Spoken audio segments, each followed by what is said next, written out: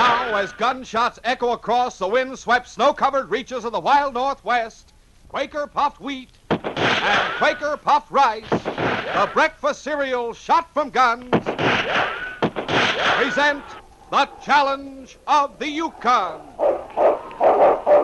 It's Yukon King, swiftest and strongest lead dog of the Northwest, blazing the trail for Sergeant Preston of the Northwest Mounted Police in his relentless pursuit of lawbreakers. On King! On, you huskies! Gold discovered in the Yukon. A stampede to the Klondike in the wild race for riches. Back to the days of the gold rush. With Quaker puffed wheat and Quaker puffed rice, bringing you the adventures of Sergeant Preston and his wonder dog, Yukon King, as they meet the challenge of the Yukon.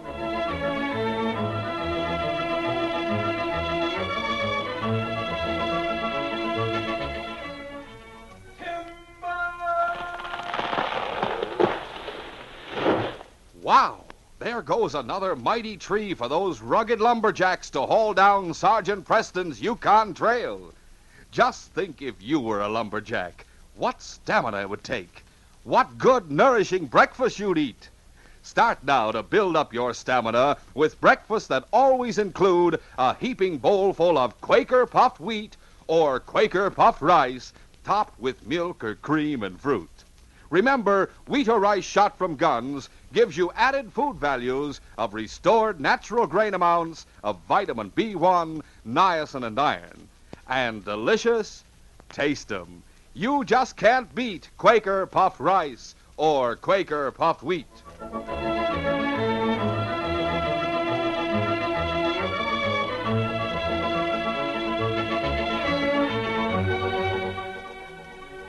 Sergeant Preston of the Northwest Mounted Police entered the Mountie headquarters with the great dog Yukon King at his heels. Well, hello, Sergeant. When did you get into Dawson from 40 Mile?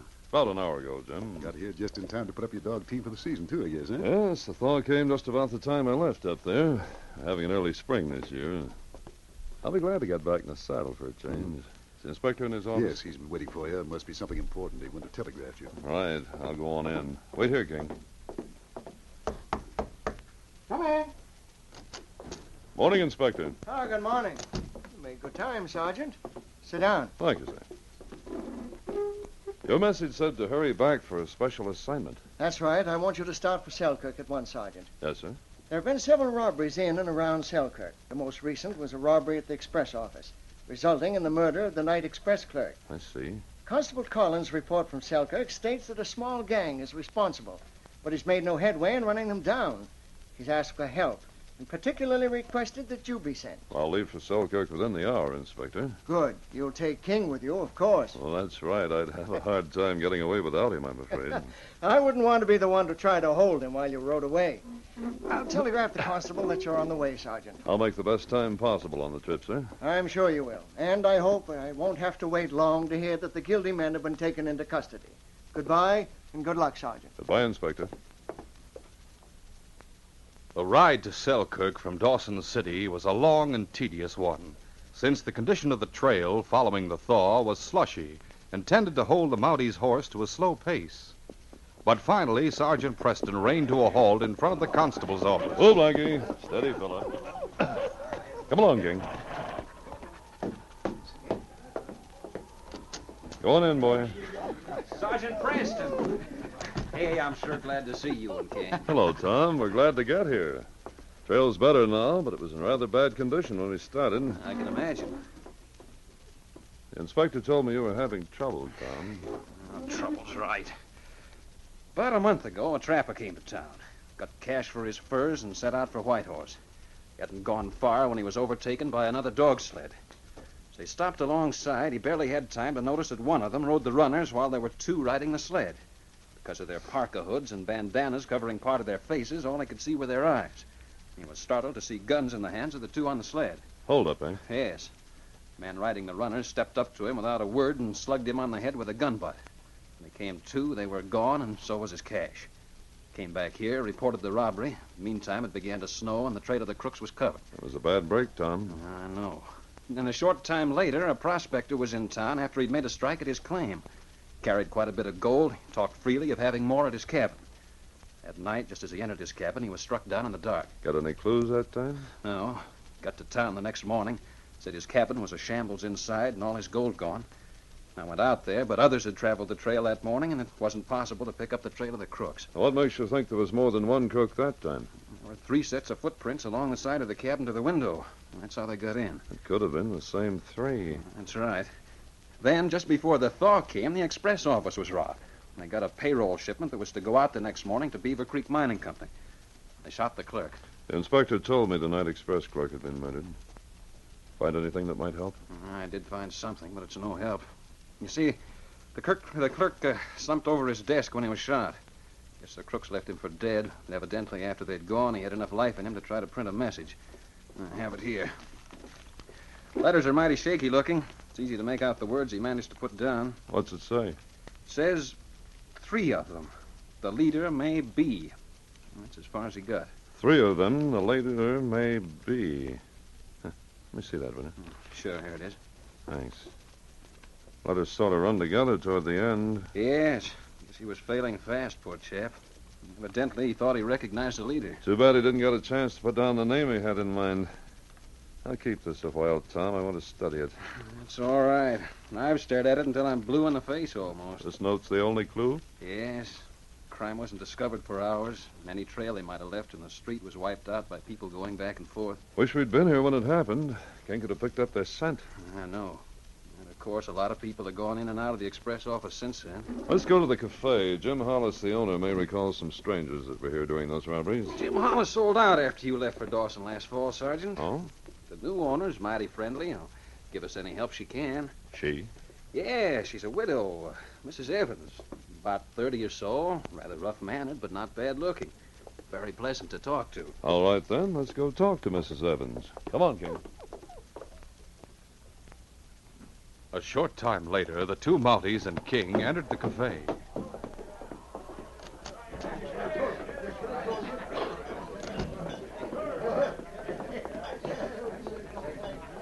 The constable led the way to the owner's office at the back and knocked. Who is it? Constable Collins. Well, what are you waiting for? Come on in. Come on, Sergeant. Come along, King. Great day, Constable. Where'd you get that fine-looking dog? Well, not to mention a mighty fine-looking Mountie, too. Miss Evans, this is Sergeant Preston. And his dog, King. Glad to meet you, Sergeant. Thank you, Mrs. Evans. The constable told me you'd be willing to help us with some information. Sure, help you if I can. Oh, why don't you both sit down? Oh, thank you. Sergeant was surprised to hear you taking over the cafe. Oh, nothing surprising in that, far as I can see. My husband ran a cafe in El Paso, Texas for a while. And then we went to Frisco, and he opened one there. When he was killed in a gun brawl, I sold out and come up here. I see. Maybe you can tell me if there have been any strangers around town during the past month or so. Well, now, I reckon I've seen a few who made overnight stops in town, but none that stayed around. We're not interested in men who are just passing through. Well, what do the strangers you're hunting look like, Sergeant? I can't say. You mean you won't say? Oh, never mind. I'm not the curious type. Sergeant's here to help me find the 3 men who killed the express clerk, among other things. How do you know there were 3? Well, the clerk lived long enough to print a note That saying... wouldn't interest Mrs. Evans, Constable. I suppose not. Just forget what I said, Mrs. Evans. Sure thing, Constable. How long you going to be in Selkirk, Sergeant? I'll be around for a while yet. Oh, good. I bet your wife doesn't like the idea of a handsome hombre like you roaming around the country so much, does she? I'm not married, Mrs. Evans. Oh. You know, since I have a feeling we're going to be friends, you needn't be so formal with that Mrs. stuff. You can call me Maybelle, Sergeant. Oh? Sergeant, that's a privilege no other man in town's been given. That's right. Really? Well, frankly, I'm glad you told me your first name. How's it spelled? Well, there used to be 2 names. May after my ma and Belle after her sister. But now I just run them together under one name. Maybelle, eh? Hasn't anyone in town ever heard your first name? Well, sure. I reckon everybody knows it, but I'm particular who uses it. Oh. I'm pleased to have you call me that, Sergeant. Mighty pleased. Well, thank you for the compliment. Well, Tom, we'd better be moving along. Well, Goodbye. bye. Bye. As soon as the two Mounties had gone from the building, Mrs. Evans went from her office to a secluded table in the back of the cafe. Two men looked up as she sat down. You saw the two Mounties? Yeah, we saw them all right, Maybelle. Sid and me were wondering what they wanted. Yeah. What did they want? Well, the constable brought in that sergeant to meet me and get my help, so they said. That sergeant didn't just come here to pass the time of day meeting you, Maybelle. What do you mean, Buck? He's Preston. Him and that dog of his are famous for solving crimes. Oh, Did he act suspicious at all, Maybelle? no. But he asked about strangers being in town. Of course, Buck, you and Sid aren't strangers here. That's right, we aren't. If that Mountie gets any kind of clue, he don't give up. There is one thing, boys. A certain hombre scrawled some sort of note before he died. The constable was blurting it out, but Preston stopped him quick. Holy mackerel, Sit down, Sid. Take it easy. You don't see me getting excited, do you? Don't reckon anything upsets you. Instead of letting anything upset me, I'd do something about it pronto. Yeah? So what do we do? Now, look. I figure if that note pointed at anybody, that tall sergeant would act right away. But he did. He came direct to see you. No, he didn't. Constable Collins brought him just to meet me, hoping to get help. That young constable is susceptible to easy talk and nice smiles from a woman. But the sergeant, doggone him, isn't. Sounds like you were getting sweet about him. Forget it. He's sure some hombre, though. Maybelle, for Pete's sake. Stop if you're- worrying, will you? I know he's dynamite to all of us. Now, one of them has that note, and we gotta get it. Even if it means doing away with the one who's carrying it around. Even if it's Sergeant Preston himself. We'll continue our adventure in just a moment.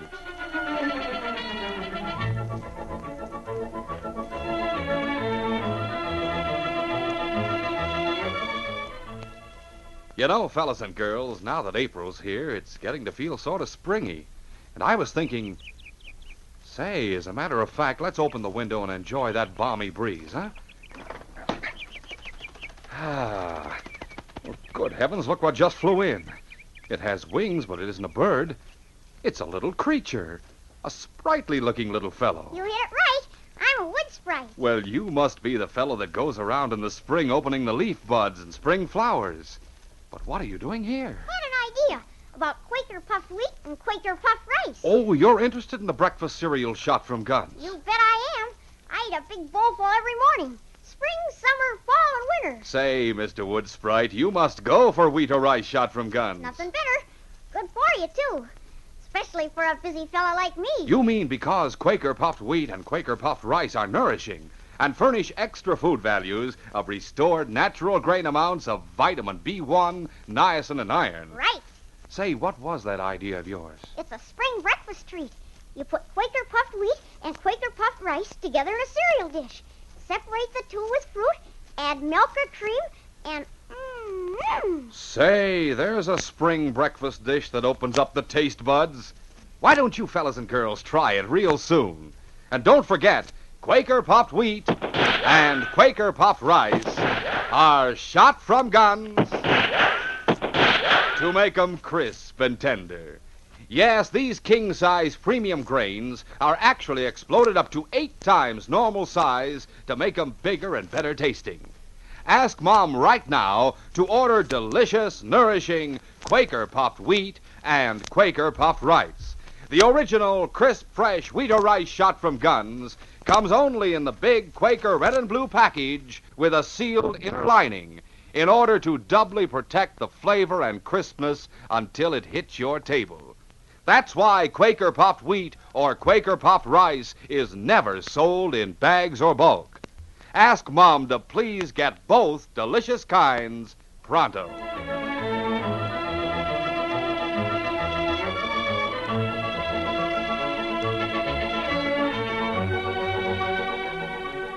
Now to continue. Sergeant Preston and the constable walked back toward the constable's office. Darkness was approaching, and as they reached the hitch rack where Preston's horse Blackie stood waiting, the sergeant spoke. Tom, it was a tiring trip from Dawson. If you don't mind, I'll go to your cabin instead of coming to the office. Blackie and King could both do with food and rest, and so could I. Oh, sure. You go ahead, Sergeant. Make yourself at home. After you have a few hours' sleep, we'll have another discussion. Meantime, I'll finish up some reports at the office. All right. You know, I have sort of a crazy idea about the meaning of this note, Tom. Maybe because I'm so tired, I'm just reaching for a quick solution, but I'll tell you about it later. So long. Steady, fella. See you in a few hours, Sergeant. Right. Let's go, King. Get up, Blackie. The constable's cabin was set off by itself at the edge of town. After taking care of his horse and feeding King, Preston flopped down on one of the two cots and fell into a deep sleep. Because of the stuffiness indoors, King stayed out in the shed with Blackie. For a while, the great dog dozed. And then he suddenly raised his head and listened as he heard the distant wailing cry of a lone timber wolf coming from the wooded area behind the shed. King got to his feet and stood for a moment listening, and then with another low growl, he trotted off to investigate. A short time later, two cautious figures moved to the window of the cabin. By the light of a lamp on the table inside, they could see Sergeant Preston sleeping on the cot. He's in there sleeping, Buck. I don't see that dog around. I'll cover the Mountie. You'll be ready to plug the dog the minute you see him. Right. Let's get to the door. Slowly and carefully, Sid tried the door and found it unlocked. He eased it open. Come on, he's sound asleep. I'll stand at the head of the cot in case he wakes up. You go through the pockets of his jacket and parka. Right. There's a jacket and parka hanging over there. Go search him. Okay. While Buck went to look for the note, Sid moved stealthily to the head of the cot and stood watching the sleeping Mountie. A few moments later, Buck spoke out cautiously. I found it, Sid. Now I'll... What was that? As the Mountie started to rise, Sid, lifting his gun, brought the butt of it down in a glancing blow on the back of Preston's head. Yeah, that put him out like a light. Let's get away from here quick. Right. A short time later, Sid and Buck hurriedly entered Mrs. Evans' office at the cafe. Well, how'd you make out? We got the note. Give it to her, Buck. Yeah. Here it is. Did he get a look at either of you? No, he was sleeping. The dog wasn't there. I socked him with my gun butt as he woke up. He's out cold now. When the news gets out, I'll go to sympathize with him and to offer my services as a nurse. Well, let's see what's printed in the note. 3 of them. The leader may be... Doesn't make sense. That clerk couldn't have recognized you, Maybell. Those men's clothes with a bandana to hide your face. That's right.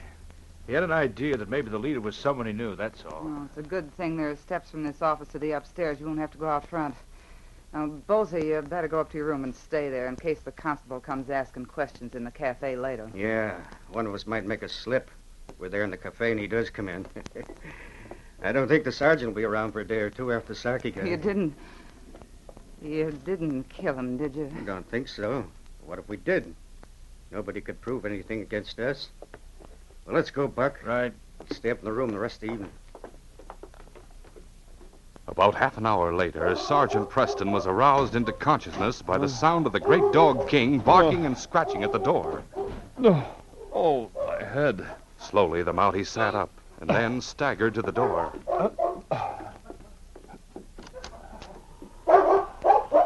King, where were you, boy? Somebody came into the cabin.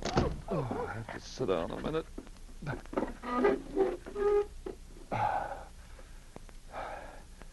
There, that's better. Why'd you let anyone come in, fella? If that blow had landed solidly, I'd have been killed. Feel better now. I got some water and bandage after I rest a bit. You must have been sleeping soundly, boy. I never knew you'd let anyone prowl around before. Here comes Tom, King. Oh, Sergeant. Hey, Sergeant, What's the matter? How'd you get that cut on your head? I can't say, Tom. I was sound asleep and something awakened me. The start to get up, I was hit. That's all I know. I can't figure out how they got past King. He was just outside. Hey, look over there. Your jacket and parka are on the floor, and that chair's overturned. That falling chair must have been what woke me up. Bring that jacket and parka here, will you, please? Sure. Here they are. Someone must have been searching for something. One pocket's ripped. Oh, that note, Tom. It's gone. Why would anyone go to all this trouble to get that? Who knew about it? Nobody but you and me. You spoke of it in front of Mrs. Evans, remember? Maybelle Evans. Tom, that's the thought I've had before. That clerk might have been trying to write out the name Maybelle. All he was able to get down was the M-A-Y-B-E, which we took to be the words May and B. Gosh. Doesn't seem possible that she could have... She was the only one who knew about that note outside of us. I'm convinced she's mixed up in this and in those other crimes. Help me bandage my head, and then we'll get busy. Right away, Sergeant. The constable quickly attended to Preston's wound, and then he spoke. Look, Sergeant, we can't accuse her or anyone else without proof. I'm counting on King to lead us to the person or persons who came here, Tom. Let's go outside and see if King can pick up the scent. Come on, King. Find them, King. Find the boy. The intelligent dog understood what was expected of him. He sniffed it along the ground in front of the cabin, and then, catching a strong, fresh scent, he looked up and barked. He's got the scent, Tom. I'll get Blackie, and then we'll see where King leads us. The great dog King followed the scent left by Sid and Buck directly to the cafe. Whoa, Blackie. Whoa, steady, fella. Gosh, the trail leads right to the cafe, all right. Yes, we'll go in. Come along, King.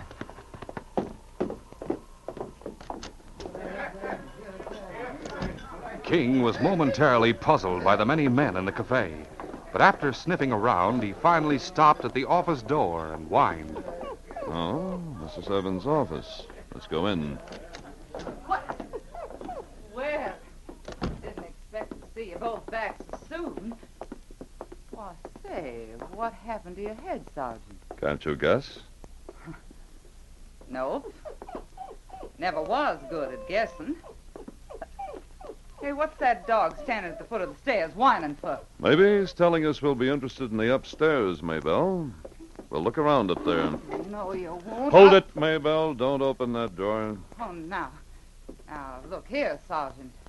Isn't right for you to go snooping into my private quarters. Why, I don't know what's got into you. I thought maybe you came for a social visit, and here you King. go.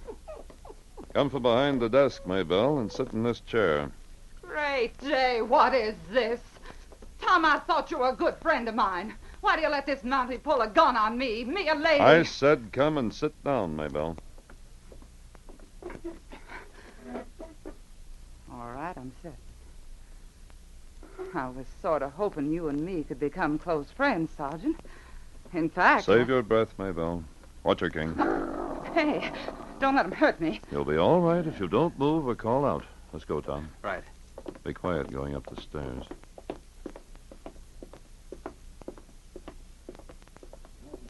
Huh? I hear voices in that room.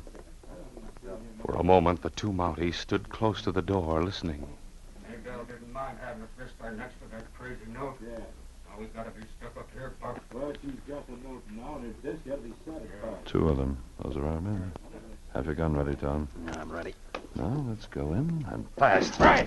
Hey, what's the idea? reach, both of you. I'll fix you for butting in here. No, you don't. Oh, my arm! Give me that gun. Get back Wait, there. Tom. This will do for you. Oh, you have no right, Father. This will bother you plenty. Good work, Sergeant. Thanks. Get up, you. Wait, I've had enough. Bring the other one down, Tom. He's wounded in the arm. Let's go. Now, listen, Sergeant. Shut up, you. Keep going.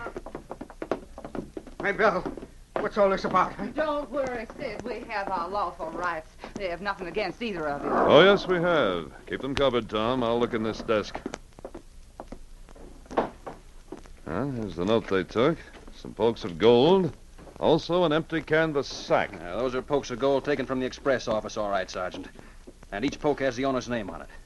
That canvas sack's the one the mining money was in. Here are the members of the gang you were hunting, Tom. The note said there were 3, and it started to name the leader as Maybelle. Oh, wait a minute. You can't connect me with this. Outside of the constable and me, Maybelle, you were the only other person to know of that note. You sent these two men after it tonight. Why, no. They worked on their own. I did mention the note to them, but they're the ones you want. They had access to this office and planted those pokes in my desk. She's lying. She knows it. She made all the plans. Help us pull each job. Please, Sergeant, don't believe them. I'm a poor defenseless Shed your woman. tears for the clerk you helped murder, Maybelle. I arrest the three of you in the name of the Queen. This case is closed.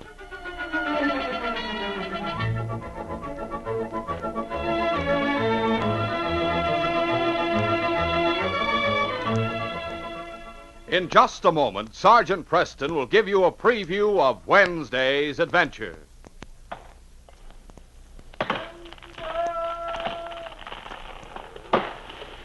Listen, fellas and girls. Think of the fun of having models of a real Yukon lumber camp. Well, don't waste a minute. They're yours at no extra cost on the special Yukon Trail packages of delicious Quaker puffed wheat or Quaker puffed rice. Yes, there are 8 different packages with exciting models of a lumber camp, plus Sergeant Preston's own cabin, his team of Huskies. The White Horse Jail, and a Yukon riverboat with a paddle that actually turns. And even scenery, the Klondike Mountain and Forest. There are 59 larger, easier-to-build models in all. Why, it's like Sergeant Preston's Yukon Trail appearing right before your eyes. So get going. Build your complete Yukon Trail right away. Remember, they're yours now without it costing you a single extra penny. You get them right on packages of Quaker puffed wheat and Quaker puffed rice. And only on the original, crisp, fresh, shot-from-gun cereal that is never sold in bags or bulk. Act fast. Get them at your grocer's now. Listen Wednesday when Sergeant Preston and Yukon King meet the challenge of the Yukon in the case of the 2 bullets. Well, in Selkirk, King and I went with the constable to investigate a murder. We found the victim's young brother at the cabin. He sat staring at the body, and on a table nearby there was a gun with 1 bullet fired. We thought he was the murderer. But later developments cast suspicion elsewhere. Investigating further, we rode into an ambush, and King fell as he rushed toward the ready gun of the killer. Be sure to hear this exciting adventure Wednesday. These radio dramas, a feature of the Challenge of the Yukon Incorporated, are created by George W. Trendle, produced by Trendle Campbell Enterprises, directed by Fred Flowerday, and supervised by Charles D. Livingston. The part of Sergeant Preston is played by Paul Sutton. They are brought to you every Monday, Wednesday, and Friday at the same time by Quaker Puffed Wheat and Quaker Puffed Rice, the breakfast cereal shot from guns.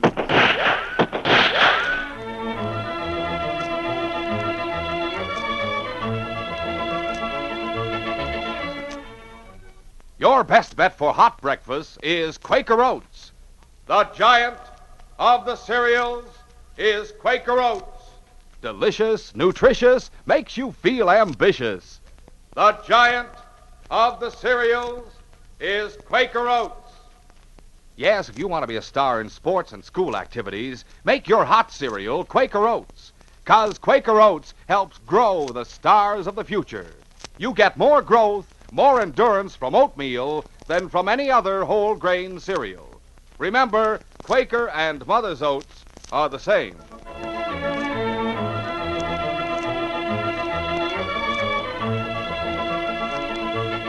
This is J. Michael wishing you goodbye, good luck, and good health from Quaker Puffed Wheat and Quaker Puffed Rice. So long. This is ABC, the American Broadcasting Company.